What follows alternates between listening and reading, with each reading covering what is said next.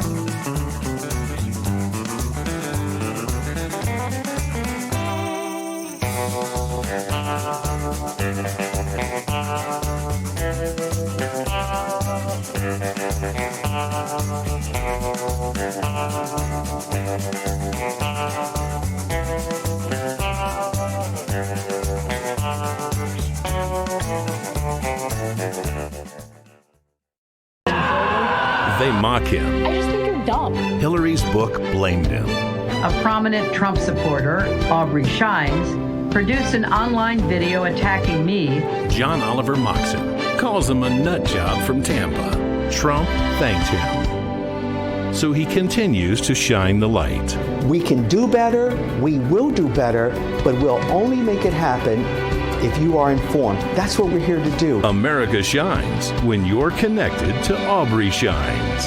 Here's your host, Aubrey Shines.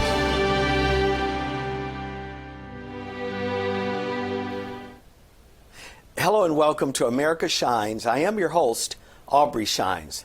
By now, most everyone has become aware of the devastation in our cities caused by the leftist policies of a group of hand-picked activists and politicians. Democrats have adopted a hands-off approach to the prosecution of crime that has encouraged lawlessness and eviscerated the relationship with the law enforcement.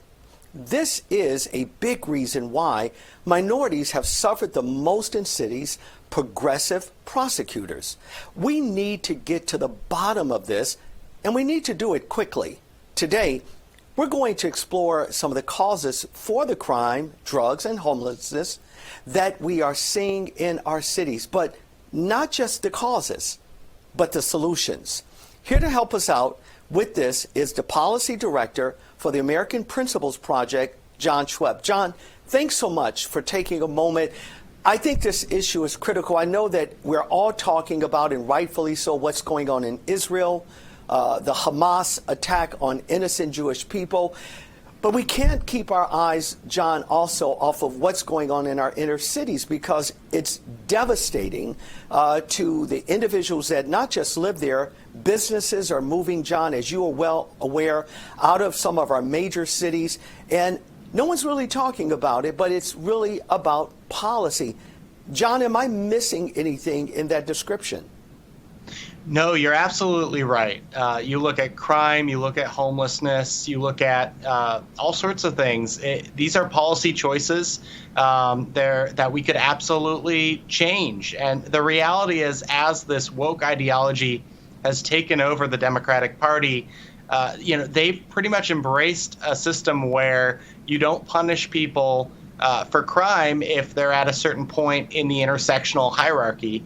And what that's done in cities is just really unbelievable. You have stores like CVS, deciding to leave cities because, it's basically illegal in California to steal amounts less than $950, right? So, this is a real problem, and it's not getting better. And frankly, these policies from the Democrats, whether it's drug decriminalization or legalizing theft or all these different things, it's led to really making our cities unsafe. We're seeing that here in Washington, D.C., actually. We have, a mayor who's fully embraced BLM and this woke activism. And now, this is a city where, frankly, it's been pretty safe for a long time. Really enjoyable to take your family to the Capitol to see the sights. And now you have to worry about getting mugged. And you've actually had Hill staffers who have been attacked now. So even a member of Congress. So I think it's a real problem. And really, we got to hold the Democrats accountable because they don't think they can change their policies right now. They're fully committed to this woke ideology. And so only voters are going to be able to do that. John, I'm really glad that you brought that up. Again, I hail from the suburbs of Chicago, high school, college there as well. And even though I'm in the beautiful city of Tampa right now, and we have really good governor down here and a great group of state legislators that have made sure that there are certain restrictions that are put in to make sure that we, the citizens here of the great state of Florida, were well protected. But, John, again, only to echo what you're saying, I'm looking at the policies, and these policies of defunding the police. Again, this is done under the rube of because these poor black, brown, poor white people, they're not really represented properly. But, John, aren't those policies, when you defund the police, aren't they actually hurting the very people that need it the most? Again, John, am I missing something? No, you're totally correct again. And not only do they hurt minorities and poor people, they hurt them disproportionately. The reality is that these defund the police policies have made life really difficult for a lot of these folks in the inner city, and it's not going to get better until these policies change. The reality here is this: the left is really focused on the numbers, and that specifically blacks are in prison at a disproportionate rate. What they're not thinking about is how this is affecting the black community. And the reality here is that when you don't arrest people who are truly doing horrific things, robbing people at gunpoint, rape, murder in some cases, these are the people that you need off the street. And these communities are not going to be able to thrive if criminals are basically making it unsafe to go outside. And so ultimately, I think they really do believe, the left, they believe that they're helping, but their policies are making things a whole lot worse. John, I'm glad that you said that, because I think one of the biggest things that the left has, in my opinion, been very successful, even though it's very nefarious, obviously, for them to do, they make this about a race issue. So they keep this divisiveness really alive and well, making sure that white is against black and et cetera, et cetera. But again, I'm looking at the numbers. And one thing about numbers, we all can have an opinion, but numbers never lie. Case in point, I was looking at some of the numbers in Chicago very recently. You're talking about 90% of all of the, quote, crimes, murders, that is, these are blacks killing black people. This is not police officers doing it. It's not whites going into these inner cities that's doing black on black crime. But what I'm also, John, finding the correlation of, I'm watching where there are no fathers that are in these homes, and therefore the state, the city, the government, the gangs have become the fathers to these delinquents that are causing this. And that's not even to add to the fact, and we can talk about it in our next segment, we're looking at also the educational numbers. We're looking at 7th graders, mostly black, brown, poor white. They cannot comprehend except to a 4th grade reading level. Again, John, forgive my redundancy. What am I missing here? No, look, ultimately, and you went exactly the direction I was going to go with that, which is that you look at what is really the correlation here when you look at crime. It is fatherlessness. It's broken families. Unfortunately, Democrat policies really promote that and continue to promote it, and not just in minority communities, but even, to white folks, to rich, wealthy people, live your truth, leave your family and go enjoy a transgender lifestyle, right? I mean, this is what they're pushing across the board. And the reality is, and we've seen this, when kids grow up in a broken home, it leads to worse outcomes, not just in terms of economics, but in terms of morals and in terms of ability to thrive in a society. And so it's really important that when Republicans talk about this, it is easy to fall into the media narrative of white versus black, or, really thinking about this in terms of race. But the black community has been victimized by these anti-family policies. That's now actually flowing to everywhere else in society. A lot of poor white folks. I'm from rural Illinois. You mentioned the Illinois suburbs. There's a lot of folks there who are dealing with broken families as well, and it has an effect on them as well. John Schwepp is the policy director, and in this next segment that's soon to come up, there's a bunch of work that you guys are doing, and this is what really attracted me to want to say, hey, I want to interview someone from you guys' group, because I'm looking at the impact that you guys are doing. For instance, there was a piece that you guys did, pardon me, out of Kentucky, and you guys were showing how the governor's race, et cetera, there, how is being inundated by this woke ideology, but it's actually destroying the very fabric of the individuals that are, quote, voting for them. And here's the rube for me personally. They call themselves Christians. Now, again, I can debate these things all day long, but I don't see anything very Christian-like as it relates to tearing down the fabric of our society. John, when we come back, I want to show this video that you guys are really engaged in. I want to get your response from this. Everyone, you want to stay tuned. John Schwepp is a voice that I think every American citizen should really be paying attention to. When I come back, show this clip. We're going to get John to respond to this, and I would love for you to get on the phone real quick, share what's going on. America needs to hear this. We'll be right back.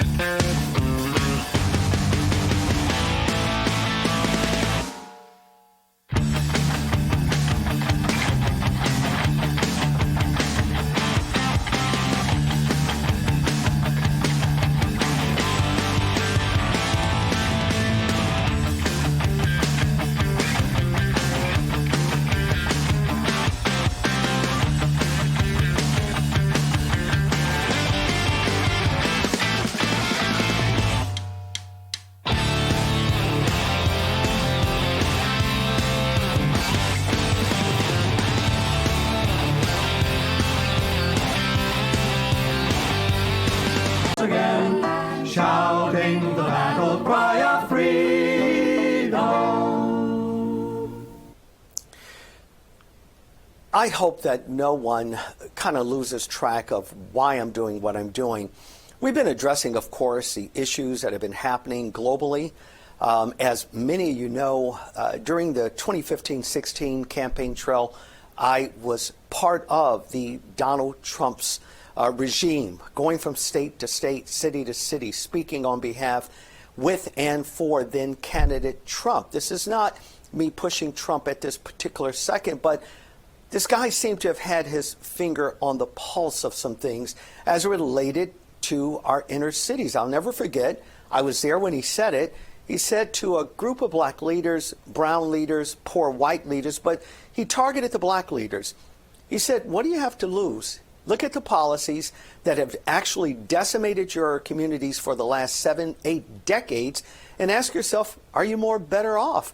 Well, this is the reason why that the America Principles Project group really kind of caught my eye, because I watched an ad of something they did and I thought, oh my God, I don't think America is really digesting this the way they should. And this is why John Schwepp is with us today. Again, he's the director for the American Principles Project. I want to show this video clip. We're going to bring John back in. I want him to comment to this. Let's go to the clip.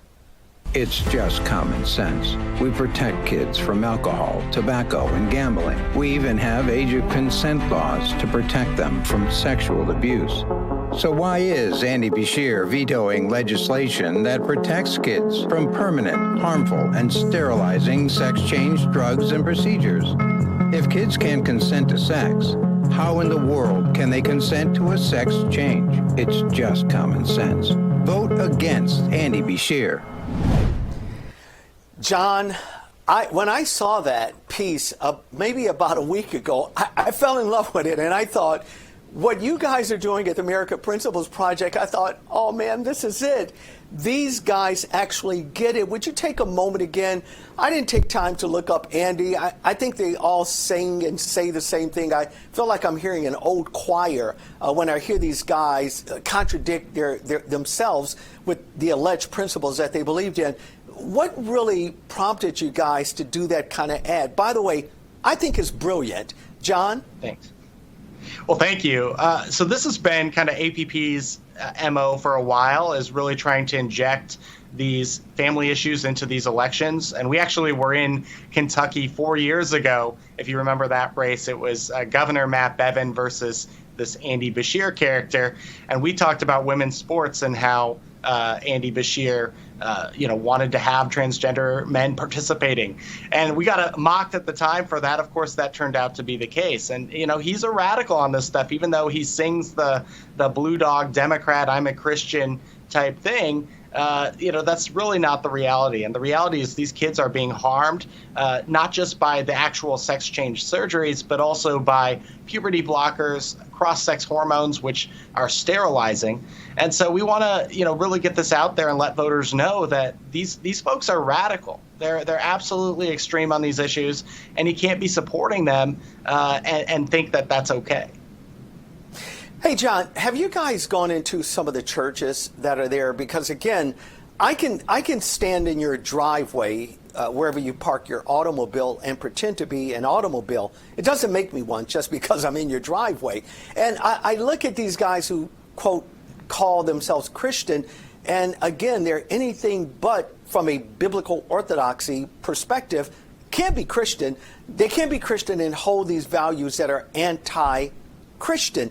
So has your organization gone into the churches, make sure that, for instance, church leaders, civic leaders that have a Judeo-Christian ethos, are they looking at you guys at? If so, what's some of the response that you're getting from that? I'm just curious. So we actually have a pretty sophisticated targeting strategy where we really go after independents and Democrats who we know are likely to be persuaded by this message. And so ultimately, that's who we're delivering the ads to. And we've looked at, what kinds of folks those are. And these are working class Democrats who do go to church on Sunday, who do think that this stuff is really extreme, but maybe they, for whatever reason, haven't really come to the Republican Party yet because they don't think that they're pro-worker or whatever. There's a lot of folks like that, especially in Kentucky. You look at a state like Kentucky where, it voted for Donald Trump by quite a bit in 2016 and 2020. But on some of these other races, they're not quite comfortable with the Republicans yet. And so I think it's important to at least show them how extreme the Democrats are, that these people aren't your friends, that they're the radicals who want to indoctrinate your kids and push them down this really dangerous path, and that you got to vote for somebody else. So, John, is your group also going into other states where there are other races and then showing, like a similar type of ad in other states? If so, where are you guys targeting outside of Kentucky? I'm just curious. So because it's the off year, Kentucky's been where we've really been focused. We've also been looking at the races in Virginia right now going on. That would obviously be a huge deal if Governor Youngkin was able to have both chambers of the legislature here. But then ultimately, we're looking at the swing states for 2024. We spent about $15 million on campaign stuff during the last cycle, and we're hoping to expand on that number and really help secure this. We got to beat Joe Biden. We got to send the Democrats packing, and hopefully we'll be able to do it. I'm thinking about, again, the fiasco. I can't help but to go back to my home city, suburb city there of Chicago. And even though I lived in the western suburbs, I did go to high school and college there in the city of Chicago, still have relatives that are there. And I'm looking at the individuals like the current mayor. I'm looking at individuals like Eric there out of New York. And again, I can't even believe that the citizenry of those cities are voting for these individuals, and they're telling you before you vote for them, we're going to defund the police. These are the things we're going to do. We're going to actually hurt women who are in sports because we're going to allow men to actually compete with them. We're going to ignore the biological scientific data, and we're going to do these things. Why do you think there's such, John, a disconnect in these large swatches where individuals, they're looking at the data, unless, I don't know, they're blind or something? How is it that they're seeing that these policies are actually damaging them? John, I'm curious of your opinion. John. Well, I do think that in part it's propaganda. Obviously, the Democrats, have a real stranglehold on most of the institutions in our society, even some of the churches, right? But the reality is, I think there's this populist uprising of people understanding that these policies haven't really been working for them and they're looking for something better. And the Democrats, by the way, recognize that. That's why their ads, you look at some of the ads from 2022 in Arizona and Pennsylvania, all over the place, they were talking about immigration, stagnant wages, all these problems that people are really having. Unfortunately, Republicans didn't do as good of a job on that. So at APP, it's been our argument, and we actually have an autopsy from the 22 election that we wrote talking about this. We really need Republicans to message a little bit better on some of these economic issues and appeal to the working class like Trump did in 2016. And I think if we can get back to that and have that populist economic message along with a normal common sense message on some of these social issues where, we're showing how out of step the Democrats are, I actually think we can win in a pretty big way. John, I know I only got about a minute and a half here with you, but I have to ask this because it's not just the social engineering part that the Democrats are doing. And again, it's hurting all of our society, by the way.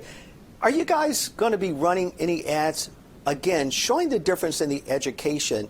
Again, I always say this, take a white, black couple, make sure they don't marry, hear the same, it's just a stat. If they don't marry, wait to have children until marriage. Get an education. There's no difference in their economic upward mobility. There's no difference in their lifestyle.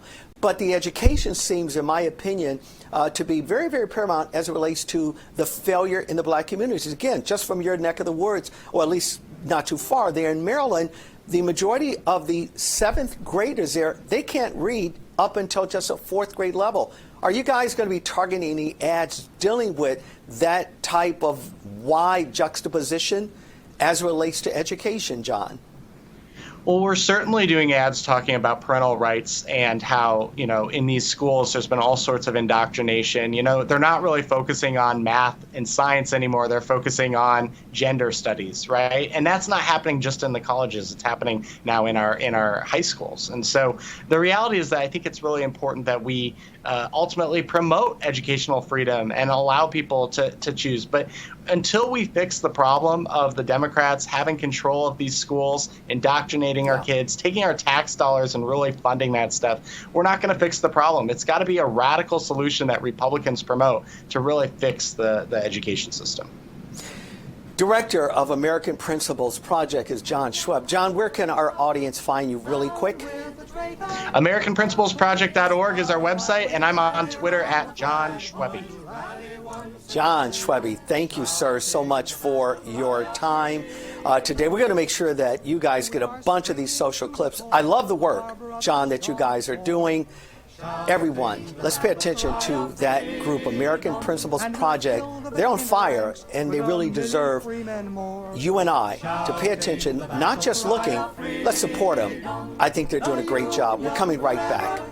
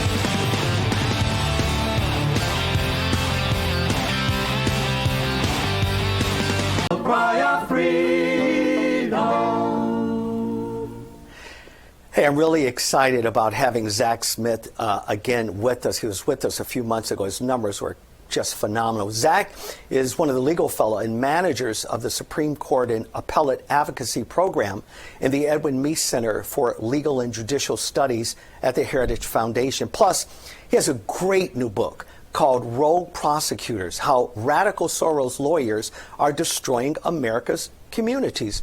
Rogue Prosecutors explains the origins, beliefs, playbook, funding, and real-life consequences of the progressive prosecutor movement, a group of newly elected prosecutors, their allies, their backers, that actually refuse to prosecute crimes and hold criminals accountable. Hey, Zach, welcome back. Love when you were here before. I shared with you off air that when you were with us before, the numbers were insane. That, I mean, just in a day and a quarter, I really mean that. I wish I could say that with everyone. We always have great numbers and great visibility, but they really locked into what you were doing, man. And I'm just really honored that you've taken a moment. We're going to take, by the way, Zach, and get these clips back out to some of the universities where I've lectured and some of the other places that we go.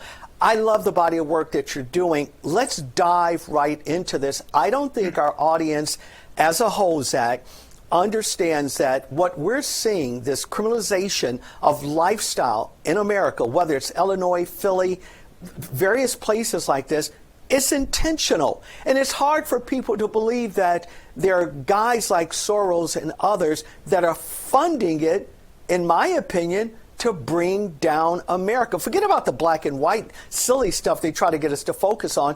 This is about America, and they are intentionally trying to divide us. Zach, am I off track at all with that statement?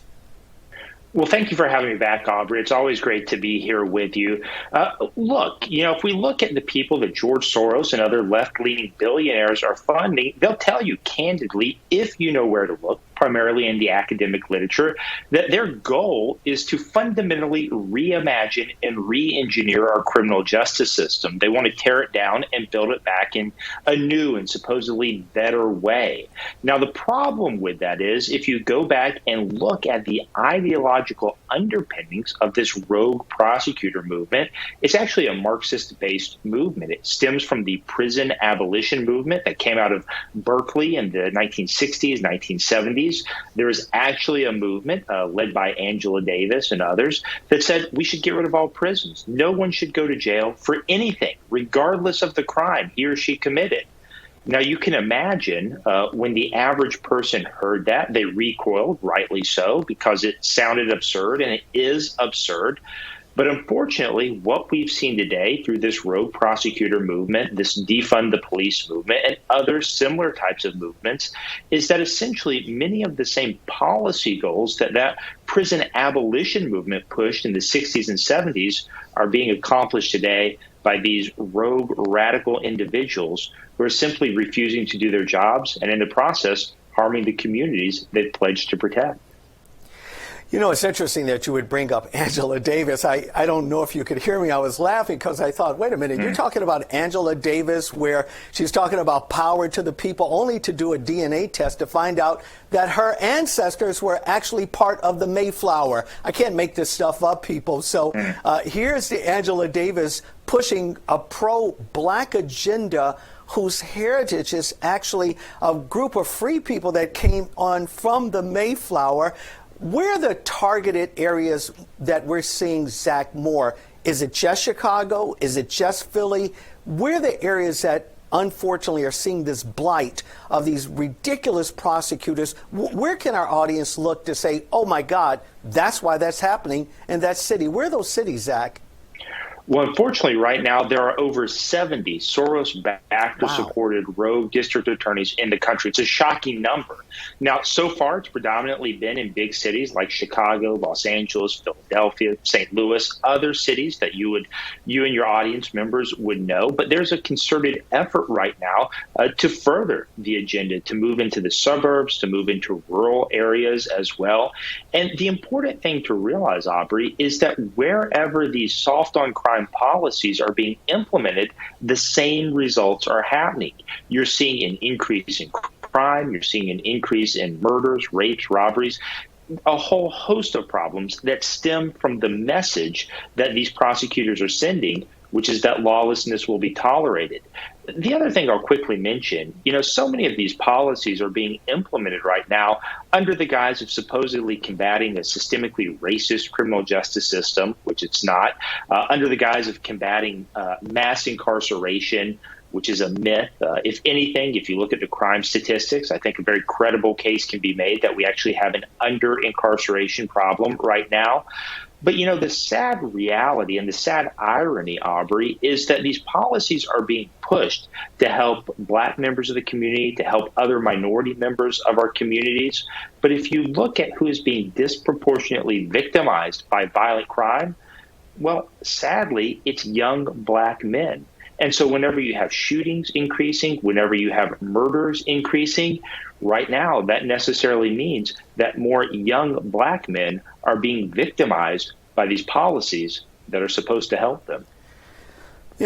Zach, when we come back, and I hope you can stay around, I want to really push your book in the next segment here, a little more, because again, you just said a mouthful, and I was just sharing with my prior guest, and I said this to him, and I'm going to say the same thing to you. I know you get this, but what has happened, Zach? Why is it that Black, brown, poor whites in these communities don't understand that the policy makers that they keep putting in office, they're selling them out?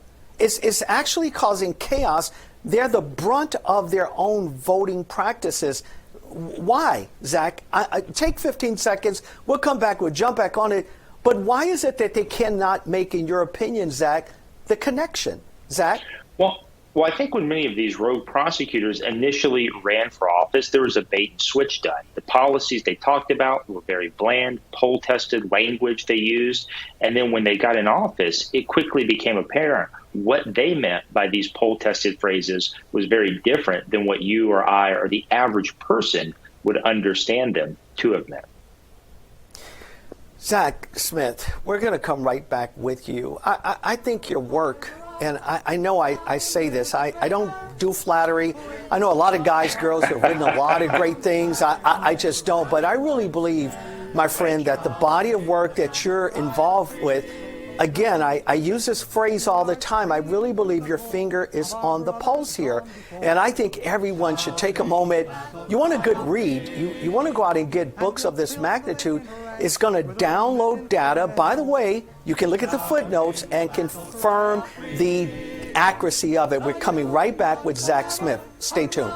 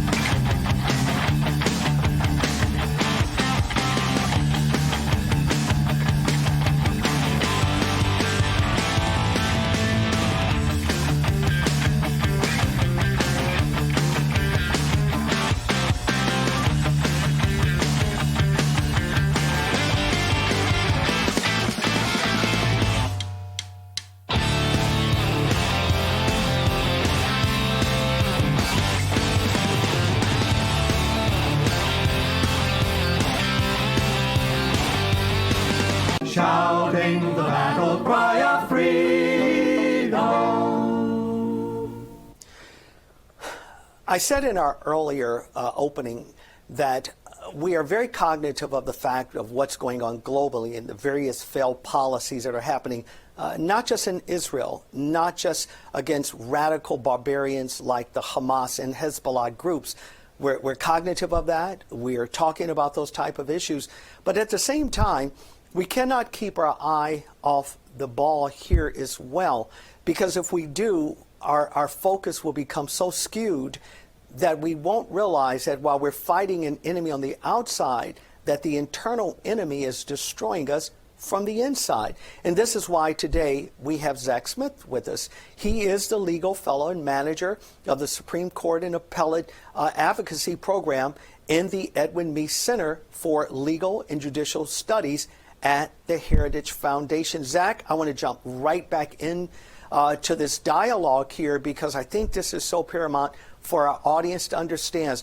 If you could choose one of those cities, and again, I get it, there's 70 plus of these rogue prosecutors that are being funded by this billionaire who hates this nation. I hate to interject the political side here, Zach, but that particular guy, George Soros, in part, he is also the #1 contributor, these are just facts, to the Democratic Party. Am I wrong? Or are my numbers, do they need to be reshaped here?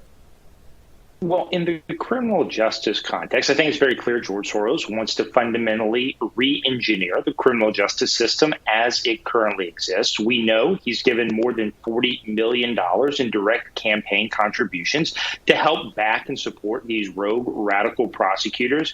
And we suspect, because it's a little hard to trace the money through various nonprofits, 501(c)(3)s, 501(c)(4)s, but we suspect he's given northwards of $1 billion all told to push his radical criminal justice overhaul agenda. Now, you mentioned specific communities, Aubrey, and how these policies have impacted those communities. Well, we don't have to look far, because, again, wherever these policies have been enacted, whether it's Chicago, Los Angeles, Philadelphia, New York, we see the same consequences. Violent crimes increase, but so do so-called quality of life crimes. You know, one of the lies that these rogue prosecutors have told is that there's certain crimes that they cannot prosecute that will have no effect on the community, no effect on public safety. And so as a result, they're not prosecuting things like shoplifting, petty theft, simple possession of drugs, prostitution, you name it. Well, guess what's happening in many of these communities? Stores are closing, small businesses can't bear the theft, and as a result, the citizens suffer. Now, if you're a middle-class family or an upper-class family having to drive an extra mile to get your medication, to get your groceries, maybe an inconvenience, but not a big deal. But if you're depending on being able to walk to the pharmacy, if you're depending on being able to go before or after work or taking public transportation, those closures have a material impact on your quality of life. And again, I think we see from top to bottom, these policies, wherever they're enacted, have the same terrible consequences for the citizens who suffer under them. You know, I was looking, Zach, at some numbers this past week. I was doing a conference, and in that conference, I just brought up the numbers again, as you eloquently just stated yourself here, and I was looking at some of the language that some of these district attorneys, et cetera, were using. These were George Soros back, guys and girls as well, and they would say things like, hey, look, let's be cautious when we're going after what's usually just the guys and girls that are looting our stores. But Zach, the impact is more than just the moms and dads that can't or don't have the type of transportation to drive an extra 5 miles to get there. It's also an economic impact. It's an impact because what family, what young guy, girl starting a family, why would you want to raise your kids in this area? Now, when we say things, Zach, like that, I'm called a white racist. I'm not sure how they put those two together, looking at the melanin in my skin, but okay, I'll be a white racist. But why is it that when we just speak these things, and we're talking about, again, the math that is involved, how it is wreaking havoc in those particular areas, and they're hurting the very people that need these things the most, why the shift? Why the turn? Why is it that we cannot seem to get our hands, Zach, in your opinion, around the fact that these policies are destroying the fabric of the United States of America? Zach. Well, look, I think the attempt to smear anyone who speaks about these topics and pushes back against the radical leftist agenda as a racist or an anti-Semite or anything like that is unfortunately just an attempt to stifle conversation, to stifle uncomfortable facts for those on the left. But again, if you look at the communities that are most impacted by these policies, by and large, unfortunately, it's minority communities, it's poor communities. And in our book, we actually talked to several Democratic city council members in local communities around the country. And one of those city council members had a very telling quote. He said, look, when you're releasing these violent felons back on the street, when you're letting them out of prison early, where do you think they're going? They're going into my neighborhood. We are bearing the impact of these policies. And he said, I'm sick of my community being used as a petri dish for these radical experiments. And I think that's a great quote, a very telling quote, and hits the nail on the head that unfortunately many on the left are tripling down on these failed policies that are continuing to harm their communities. You know, Zach, I want to bring your book back up because I do. I want everyone, we showed it in the first segment, but I want everyone to take a look at this book. I really do because, again, dealing with rogue prosecutors, I don't think sometimes individuals really kind of connect the dots. They don't understand that policies really do matter and who we vote for really does matter. It would have been very different, Zach, if I was having this conversation, I don't know, 40 or 50 years ago. There wasn't a lot of difference in some of the areas of our policies because for the most part, we had not been inundated as a society where we had at least visible guys like the Soros. Again, I understand the communism objective going back 70 years ago after World War II. Let's kill America. Here are the ways we're going to do it. But it wasn't as visible in either party. Now, Zach, this thing is very, very visible. Again, I get it. I'm redundant when I say this, but it's destroying the fabric of our nation. And if there are not laws, I always call it a spirit of anarchism, we become individuals that have no borders. And I'm not talking about just physical borders on our south border, on our southern border. I'm talking about the borders in our community, the things that are ravishing our communities are these type of prosecutors. This is why your book, in my opinion, is so relevant because you connect the dots here for everyone. And when they can see what's going on, now they can make a rational decision to make sure that they're putting guys and girls in office that's going to reflect a healthy community. When you wrote this book, Zach, what was the most alarming thing that stood out in your mind? I'm just curious. Zach? Well, it's hard to pick one, unfortunately, Aubrey. But look, here's what I'll say. Here's what's alarming, is that traditionally law and order is not something that's been a partisan issue. You can have good Democratic law and order prosecutors. You can have good Republican or independent law and order prosecutors. We may disagree on contours of policy, but by and large, everyone recognized that if someone committed a crime, they should be held accountable and victims should receive justice. That's no longer the consensus today. Many of these rogue prosecutors instead treat the criminals as the victims, and the victims as really an inconvenience that needs to be dealt with. And so I think getting back to that place where there's a common understanding that the role of the prosecutor is to prosecute criminals and seek justice for victims would put us in a much better place than we currently are in. Zach, where can our audience find you? Take 15 seconds, sir. Sure. You can find me on X, formerly Twitter, at TZ Smith. You can also find me at heritage.org. And if you're interested in getting a copy of the book, you can get it on Amazon or at Barnes & Noble. Ladies and gentlemen, it's a must read. You don't want to miss it. Again, it's hard to argue against math. One thing about math doesn't lie. Zach Smith does an excellent job at making sure that we understand who these individuals are and why it's necessary to fight against this type of tyrannical mindset. Coming right back after this quick break. But again, go out, find Zach Smith's piece. You'll be glad that you did. We're coming right back.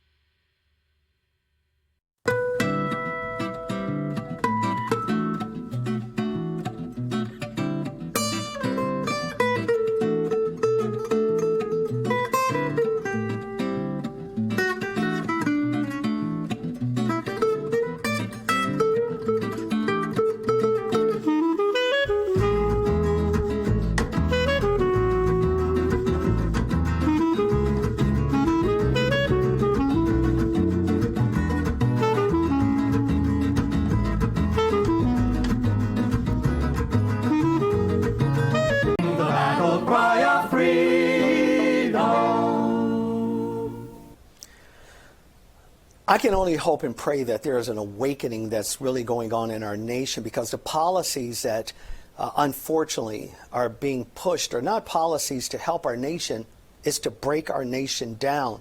And those of you may feel at times, oh, you're always picking on my state or this state. No, I'm just looking at the policies of your state. Again, lived in the western suburbs of Chicago the majority of my life at one point, and I hate to see the demise of such a beautiful city. I mean, Chicago was once one of the most beautiful cities in the United States you ever want to go to. The architectural design, in my opinion, was just second to none.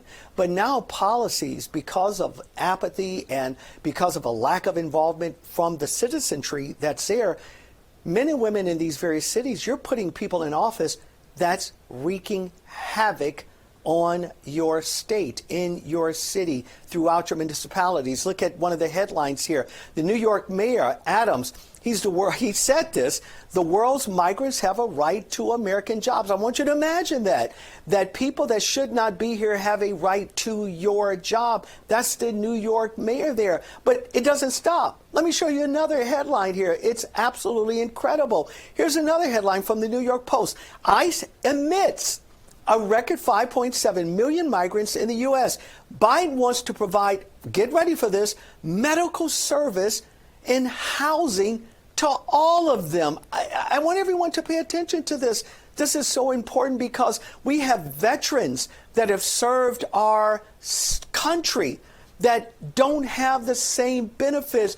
We have veterans that are being pushed out of their homes, or homes not available, because this current administration is making sure that people that should not be here, they're taking the jobs away. And again, I didn't make that up. That's not me bloviating or giving some myopic opinion based on my own mindset.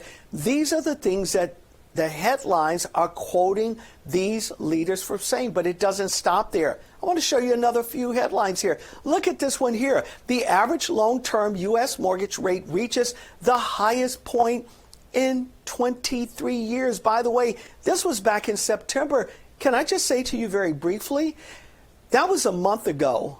Right now, our Fed chair is talking about pushing it higher. That means that whatever home that you had, or if you were trying to get one now, versus when Donald Trump was in office, you're paying almost $1,700 more a month. $1,700 more a month. Why? Bad policies. Policies make a difference. Stop thinking this is white or this is black. No, it's about policies. They use terms like white and black to distract you, because if you look at the facts, you'll find yourself perhaps voting for some people that don't look like you. Why? It's better for your pocketbook. It's better for your family. I didn't want to stop there. I want to show you just a few more here. Look at the next headline. I think this is very interesting. This is from the Washington Post. By the way, this is not a right-wing thing here. This is mortgage rates pulled down to the lowest levels in history. This is scary. This was under Donald Trump that this had happened. Now, again, this was the Washington Post that was saying that, in essence, everyone who can qualify was able to purchase a home. Why? The mortgage rates were down. Now we're at a 23, 30-year high. People cannot buy homes. They can't afford the rates any longer. I didn't want to stop there. I wanted to show you just a few more. Look at the next headline here as well. Biden's deputies are pressuring banks to okay loans to illegal immigrants. I want you to pause. Think about this. You and I, as citizens, we're being fought with a lot of red tape to get a loan.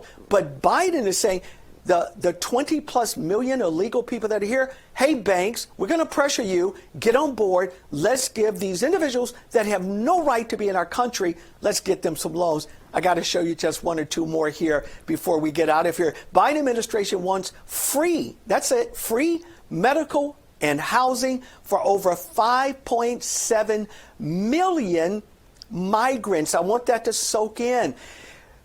Can you imagine this? Free medical? My God, what is this? A socialist nation?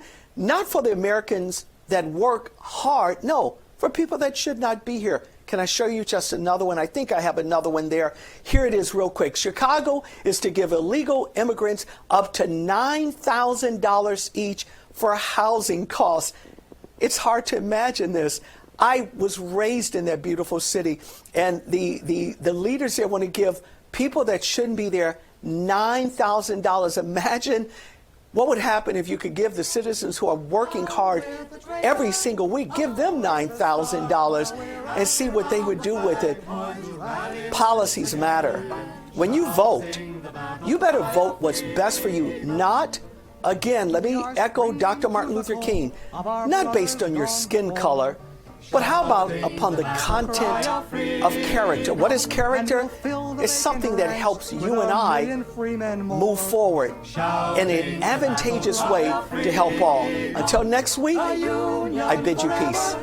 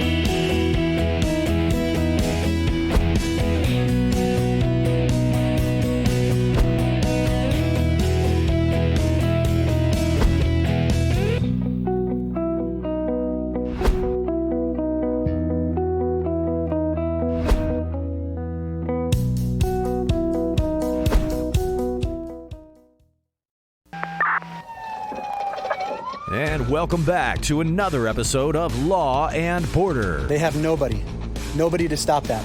Nobody to work there. Manpower is nil. On this episode, Ben travels to New Mexico and finds out there's just no one available to stop this invasion. Where are you going? Where are you going? They didn't know you spoke English, huh? Sorry, I don't mean to blow your cover. And then Ben links up with Paula White and her team to see what real Christian organizations can do to help Border Patrol and their families. We really appreciate loving our Border Patrol. And we'll travel back to no man's land to expose the leftist groups that are aiding and abetting the cartels. It's weird, there's like 40 people in there, but nobody's answering. We'll see firsthand footage from Tim Foley from Arizona Border Recon. If the government can't protect you, you have every right in the world to protect yourself. All this and more here on Law and Order. Why would you spend billions of dollars on infrastructure if you're planning on fixing the problem? Ma'am, do you know the people that's trying to break into your property? If you come in, I will shoot you. Welcome to Law and Border, where we go to the front line to expose the truth about the real attack on America.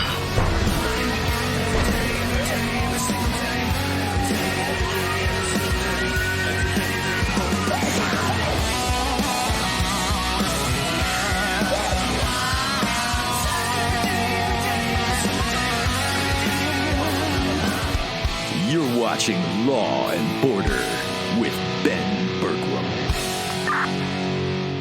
Ben and his team are in Arizona, just south of Tucson. And there you have it. The end of the wall. Where Joe Biden stopped, where President Trump started. President Trump, America first. Joe Biden, America last. Couple ironic points to note. Road closed. Yeah, because you didn't finish it, you jackass. And right here, you want to see how much traffic's coming through? All of this. Footsteps. They come through here, they head up that way. Huge, huge number of people. Look at this. Water bottles. Right down where the leftists leave the water bottles for the illegals. All their garbage right here. Look how stupid this is. No trespassing. On the U.S. side, facing into the U.S., pursuant to ARS 13-1502. No trespassing, guys. You can't go into Mexico. But you sure as hell can come into America. How stupid have we gotten? Came up past the sign, the road closed sign. Got the Normandy barriers here. Got a fence right here. And no, I'm gonna climb over this, but I'm not climbing into Mexico. I'm still on the U.S. side. And now, there is nothing. There is nothing. This is the road President Trump was building until the election was stolen in 2020. Joe Biden stopped the building of the road, stopped the building of the wall. We have Normandy barriers to there. And then we have nothing! Nothing! Literally nothing! But cartels sitting on the tops of these mountains, bringing drugs and people into America. There is nothing protecting America right here. And Secretary Mayorkas has the nerve to say the border is secure. Mayorkas, there's nothing. There's probably a cartel scout on that mountain looking at me right now, on the U.S. side. Congratulations, cartel. We're doing it for you. And then the sheriff in Nogales. I mean, this guy, Hawthorne, has the nerve to say, no problem here. No problem in the county of Sierra Vista. He knows there's no wall. He knows there's no fence. He knows there's nothing here. Border Patrol can't even drive it. They're 20 miles away on the road. That's national suicide right there. That's what that is. Ben moves a few miles north into a camp that was set up to aid and abet illegal immigrants who are crossing into America. This operation here, No More Deaths, is actually part of the Universalist Unitarian Church out of Tucson. They're funded in part by Pima County. Not only are they providing food and water and blankets and support for the cartel, for the scouts and for the illegals coming across, they actually have a facility here that houses them. And you got people running from building to building. This place is full of illegals, and that's what this entire thing is designed to protect illegals. They are aiding and abetting the invasion of our country. You go straight from this facility down south, you run into the end of the wall. That's where the drug smugglers are coming through. That's where the child traffickers are coming through. The human traffickers are coming through. That's where the MS-13 gang members are coming through. That's where terrorists are coming through. All of that flows right here. Ben moves in a little closer to see if he can get a comment from anyone on the property. It's weird. There's like 40 people in there, but nobody's answering. For a few minutes, see if anyone shows up. Cartels are getting so brazen that they're actually coming from the border where they cross over. And you've got guys with AKs coming across, bringing their drugs, coming straight through here. There's a woman that lives just down the street. who says she's afraid to be here on certain days because the cartel members with guns come through here. And then you have organizations like this, aiding and abetting. If that's not called treason, I don't know what is. Hello? Habla inglés? Habla inglés? Are you with the organization? I was wondering if they could talk. Poquito.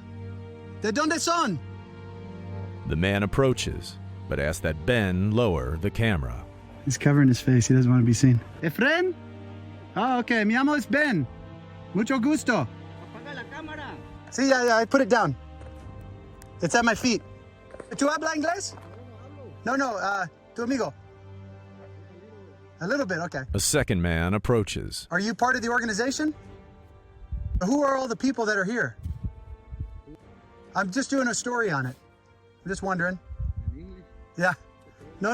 I'm a reporter. Media. Real America's Voice.